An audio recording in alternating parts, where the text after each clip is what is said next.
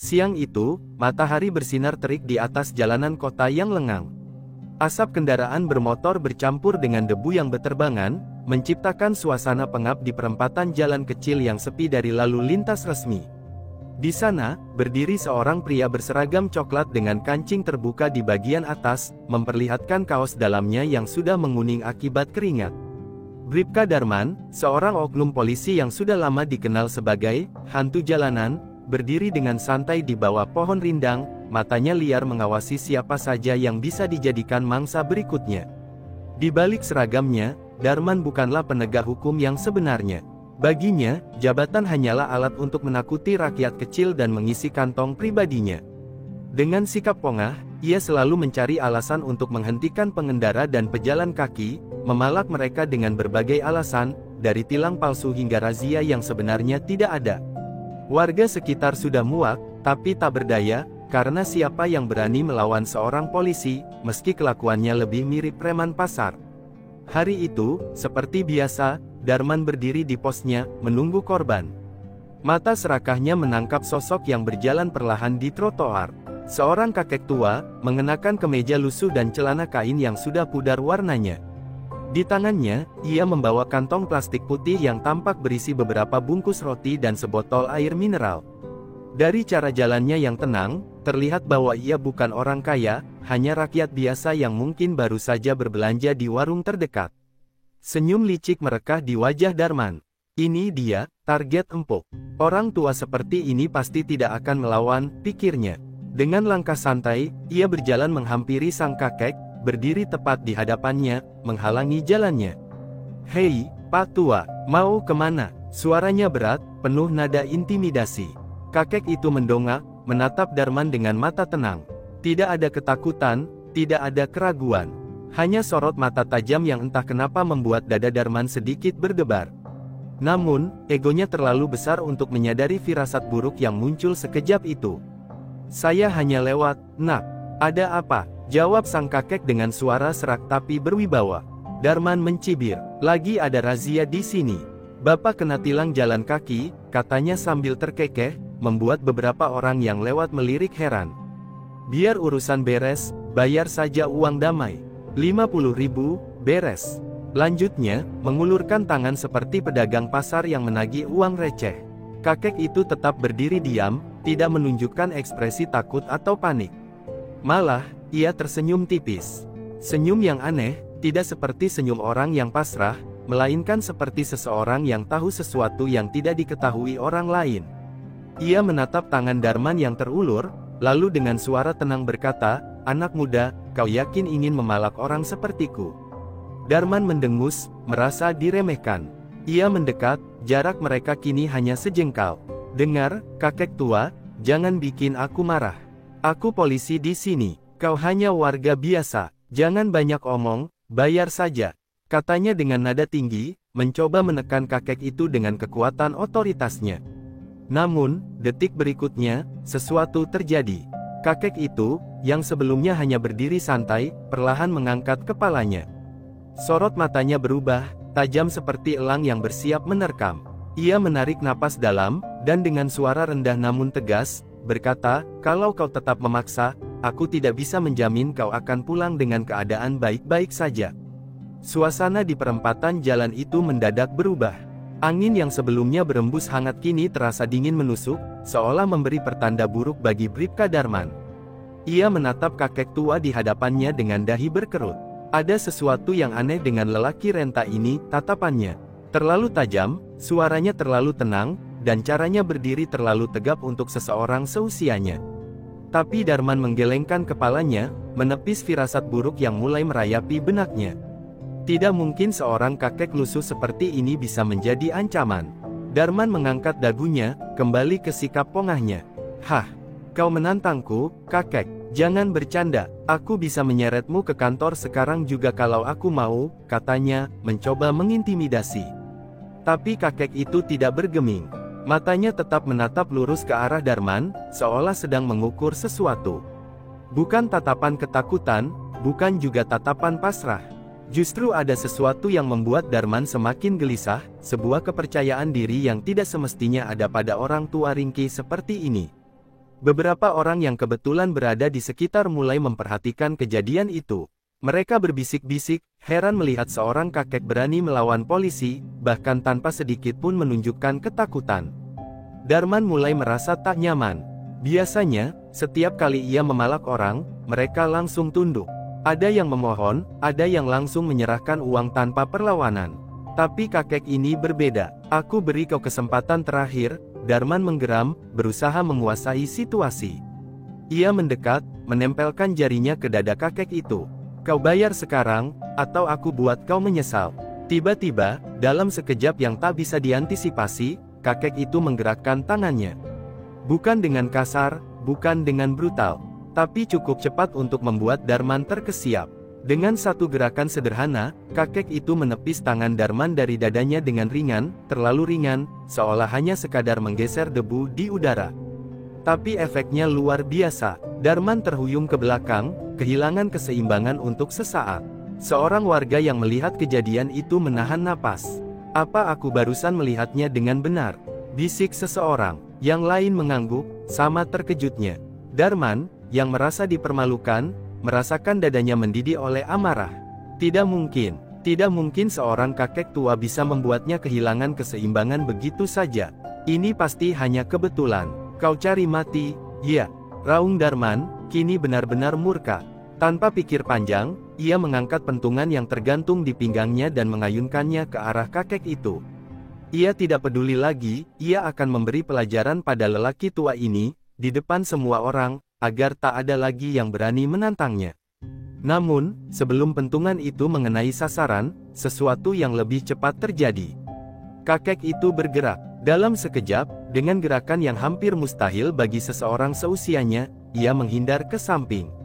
Lalu, dalam satu kedipan mata, sebuah tangan tua namun kokoh melesat maju. Buk! Satu pukulan lurus menghantam dada Darman. Dunia seakan berhenti sesaat. Darman merasakan dadanya seperti ditabrak palu godam, napasnya tersengal, dan tubuhnya terlempar ke belakang, jatuh tersungkur di trotoar. Warga yang menyaksikan kejadian itu menahan napas. Sunyi. Lalu, satu suara terdengar dari tengah kerumunan, suara seorang pria parubaya yang akhirnya mengenali siapa kakek itu. Astaga, itu kakek Suryo, mantan petinju profesional. Bribka Darman terbatuk-batuk di trotoar, tangannya mencengkeram dadanya yang terasa nyeri luar biasa. Napasnya tersengal, seperti baru saja dihantam benda tumpul dengan kekuatan yang mustahil datang dari seorang lelaki setua itu. Warga sekitar menatapnya dengan terkejut, sementara beberapa orang mulai berbisik, mencoba memahami apa yang baru saja terjadi. Di hadapannya, kakek Suryo berdiri tegak, ekspresinya tetap tenang seperti sebelumnya. Seolah pukulan yang baru saja ia lepaskan adalah hal biasa, bukan sesuatu yang baru saja membuat seorang polisi terlempar jatuh di jalanan. Tatapan matanya tajam, penuh wibawa. Dan kini semua orang bisa melihat bahwa pria tua ini bukan kakek biasa. Darman menggertakkan giginya, menahan rasa malu yang berkobar di dalam dadanya. Ia seorang polisi, tidak seharusnya ia dipermalukan seperti ini, apalagi oleh seorang kakek tua di depan umum. Amarah menguasai pikirannya, menutupi akal sehatnya. Ia bangkit dengan gemetar, lalu menarik borgol dari sabuknya. Kau pikir kau siapa? Hah! Berani menyerang polisi. Suaranya terdengar penuh kemarahan. Ia melangkah maju, berniat memborgol kakek Suryo dengan paksa. Kau ditangkap karena melawan petugas. Namun, sebelum ia sempat menjangkau lengan kakek itu, Suryo bergerak lagi. Gerakannya halus, namun dalam hitungan detik, ia sudah menghindar dan kini berdiri di sisi Darman. Tanpa ada yang benar-benar melihat bagaimana ia melakukannya, Darman tiba-tiba merasakan lengannya dipelintir ke belakang dengan cekatan. Rasa sakit menjalar dari bahunya, membuatnya meringis. Kau terlalu ceroboh, nak, suara kakek itu terdengar datar, tapi ada sesuatu dalam nada suaranya yang membuat bulu kuduk Darman berdiri. Menegakkan hukum dengan cara yang salah hanya akan membuatmu hancur sendiri. Darman mencoba meronta, tapi cengkeraman kakek itu kuat, terlalu kuat untuk seseorang seusianya. Warga yang menyaksikan kini benar-benar terkejut. Mereka mengenal Darman sebagai polisi yang sering berlaku sewenang-wenang, tapi tak ada yang pernah melihatnya dalam posisi seperti ini. Seorang warga berbisik pada yang lain, gila, itu kakek Suryo, si tangan baja. Dulu dia petinju legendaris, tak terkalahkan di ring. Mendengar bisikan itu, Darman membelalakkan mata. Kini, semuanya masuk akal, reaksi cepat, kekuatan pukulan, ketenangan yang nyaris menyeramkan. Ia tidak hanya berhadapan dengan kakek biasa, tetapi dengan seorang legenda yang ternyata masih memiliki kekuatan luar biasa, bahkan di usia senjanya. Untuk pertama kalinya dalam hidupnya, Darman merasa takut. Tapi ia masih belum tahu, ini baru permulaan dari pelajaran besar yang akan ia terima hari itu. Bribka Darman semakin panik, lengan kanannya masih terkunci dalam genggaman kuat kakek Suryo. Ia meronta, tapi semakin ia berusaha melepaskan diri, semakin sakit pula persendiannya seolah sedang diremukkan oleh tangan baja. Keringat mulai mengalir di pelipisnya. Warga sekitar kini tak hanya sekadar menonton, mereka mulai bersorak pelan, menikmati bagaimana seorang polisi arogan yang selama ini merajalela akhirnya mendapat balasannya. "Lepaskan aku, dasar tua bangka!" Darman berteriak, mencoba mempertahankan sisa harga dirinya. Tapi kakek Suryo hanya menghela napas, seolah kehabisan kesabaran menghadapi kelakuan pria itu. Dengan gerakan ringan, ia melepaskan cengkeramannya dan mendorong Darman ke depan. Tubuh polisi itu tersentak, hampir terjatuh, tapi ia segera menyeimbangkan diri. Wajahnya merah padam, bukan hanya karena marah, tetapi juga karena malu. Darman menggeram, lalu meraih pentungan yang tergantung di pinggangnya. Tanpa pikir panjang, ia mengangkatnya tinggi-tinggi, bersiap mengayunkannya ke kepala kakek Suryo. Warga yang melihatnya sontak berteriak, beberapa bahkan ingin maju untuk mencegahnya. Namun, sebelum pentungan itu sempat turun, sesuatu yang mengejutkan terjadi. Kakek Suryo bergerak, cepat, terlalu cepat untuk seseorang seusianya. Dalam sepersekian detik, ia melangkah ke dalam jangkauan Darman, dan sebelum polisi itu sempat bereaksi, sebuah pukulan lurus melesat ke dadanya. "Bugh!" Suara benturan keras terdengar, seperti ada palu godam yang menghantam logam. Darman tidak sempat mengerti apa yang terjadi. Tiba-tiba, tubuhnya melayang ke belakang, terhempas sejauh hampir 2 meter sebelum akhirnya jatuh dengan suara berdebam di trotoar. Napasnya tercekat, dadanya terasa seperti dihantam besi panas. Sesak, sakit, seolah paru-parunya berhenti bekerja untuk beberapa saat. Warga yang menyaksikan adegan itu tercengang. Tak ada yang bergerak, tak ada yang berani bersuara.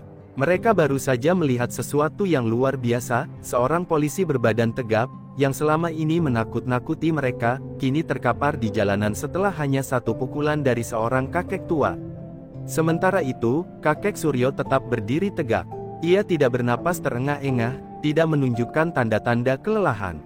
Ia hanya menatap Darman yang tergeletak di tanah dengan ekspresi datar, seolah pukulan barusan bukanlah sesuatu yang istimewa. Seolah itu hanya pukulan kecil, pemanasan sebelum pertarungan yang sebenarnya. Darman terbatuk, mencoba mengatur napasnya kembali. Matanya nanar, kepalanya berputar. Ia baru sadar kali ini, ia berhadapan dengan orang yang salah. Tapi semuanya sudah terlambat. Kakek Suryo belum selesai dengannya. Bribka Darman tergeletak di trotoar, matanya membelalak ke langit yang kini terasa berputar. Dada kirinya masih berdenyut hebat, setiap napas terasa seperti menghirup pecahan kaca. Ia mencoba bangkit, tapi tubuhnya gemetar, kehilangan keseimbangan. Tangannya mencengkeram aspal, berusaha menyangga tubuhnya, tapi lututnya lemas. Ia tidak percaya, baru pertama kali dalam hidupnya ia merasa begitu tak berdaya. Di hadapannya, kakek Suryo masih berdiri tegak, tanpa sedikit pun terlihat lelah. Tatapannya tajam, tapi bukan penuh amarah, melainkan tatapan seseorang yang sedang mengajari sesuatu. Seorang guru kepada murid yang keras kepala. Warga yang menyaksikan kejadian itu mulai berbisik-bisik.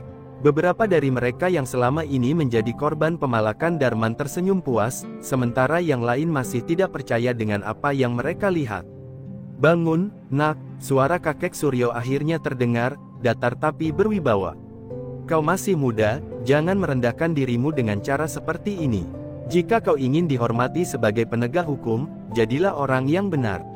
Darman mengepalkan tangannya. Harga dirinya sebagai polisi, sebagai penguasa jalanan, selama ini, kini remuk di depan orang banyak. Ia tak bisa menerima ini. Dengan sisa tenaganya, ia meraih pistol di pinggangnya, tangan gemetar saat mengangkatnya, mengarahkannya ke kakek tua itu.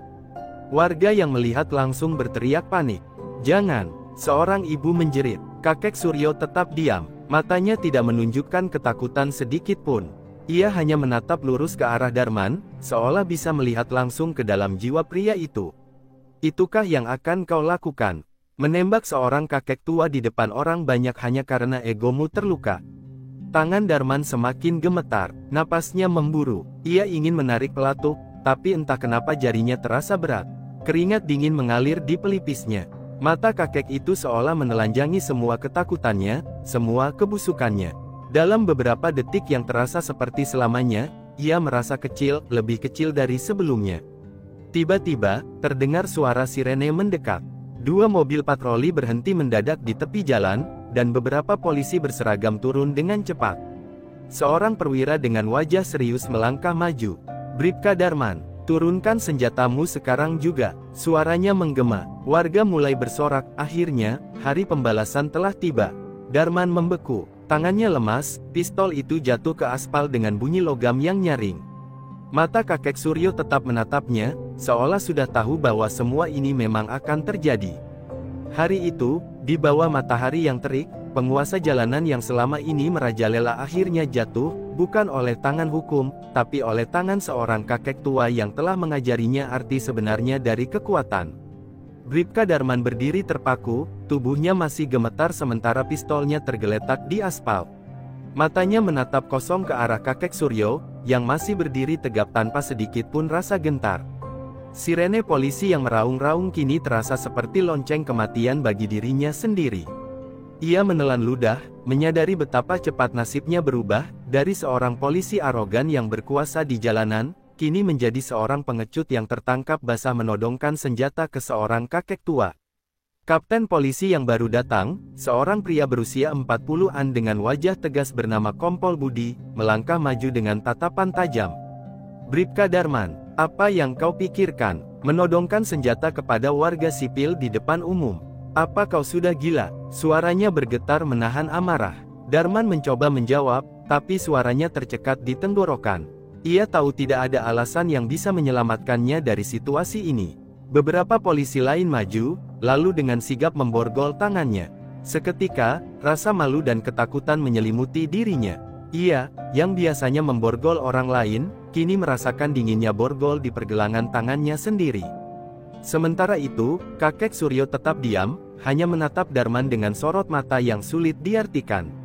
Bukan tatapan merendahkan, bukan juga tatapan penuh kebencian, melainkan tatapan seseorang yang berharap ada kesadaran dalam diri lawannya. Tatapan seorang guru kepada muridnya yang gagal memahami pelajaran penting. Warga yang menyaksikan kejadian itu mulai bersorak. "Akhirnya keadilan datang," seru seseorang. "Hidup kakek Suryo," teriak yang lain. Suasana yang semula tegang berubah menjadi sorak-sorai penuh kemenangan. Selama ini mereka hanya bisa menunduk di bawah tirani Bribka Darman, tapi hari ini, mereka melihat dengan mata kepala sendiri bagaimana kesombongan itu akhirnya runtuh.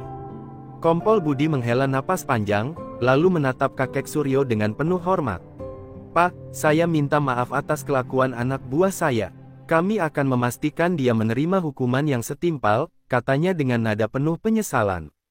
Kakek Suryo mengangguk pelan. "Saya hanya memberi pelajaran kecil. Tapi pelajaran sesungguhnya harus datang dari hatinya sendiri," katanya tenang. "Jika dia ingin berubah, masih ada waktu." Darman menundukkan kepala. Untuk pertama kalinya dalam hidupnya, ia merasa benar-benar kalah, bukan hanya secara fisik, tapi juga secara moral. Dan yang paling menyakitkan, ia kalah dari seseorang yang tidak pernah berniat untuk menyakitinya. Hari itu, ia menyadari satu hal, kekuasaan tanpa kehormatan hanya akan membawanya pada kehancuran. Di dalam mobil patroli yang membawanya ke kantor polisi, Bribka Darman duduk diam, tatapannya kosong menembus kaca jendela. Kedua tangannya masih terborgol di depan dada, dan untuk pertama kalinya dalam hidupnya, ia merasa benar-benar hancur. Sorak-sorai warga masih terngiang di telinganya, mencabik-cabik harga dirinya yang selama ini begitu tinggi. Ia mengira dirinya tak terkalahkan, penguasa jalanan yang bisa berbuat seenaknya.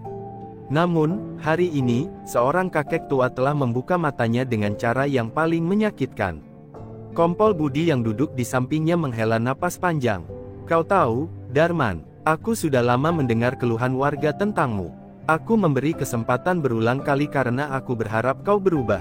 Tapi melihat apa yang terjadi hari ini, aku sadar aku terlalu lunak. Darman mengepalkan tangan, giginya beradu menahan amarah, bukan kepada Kompol Budi, bukan kepada warga, tetapi kepada dirinya sendiri. Ia merasa seperti pecundang. Aku hanya, suaranya lirih, nyaris tak terdengar, aku hanya ingin dihormati. Kompol Budi menatapnya dengan pandangan tajam. Hormati dulu orang lain kalau kau ingin dihormati, Darman. Lihat kakek Suryo, warga hormat kepadanya bukan karena dia menakuti mereka, tapi karena dia layak dihormati.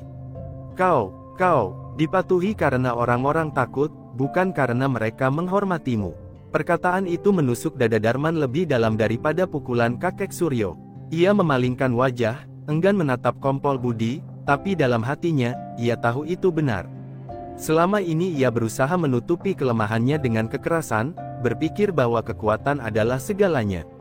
Tapi kakek Suryo telah membuktikan bahwa kekuatan sejati bukan hanya soal otot, melainkan kehormatan dan kebijaksanaan. Setelah tiba di kantor polisi, Darman dibawa ke ruang interogasi. Namun, sebelum pemeriksaan dimulai, Kompol Budi berbicara lagi.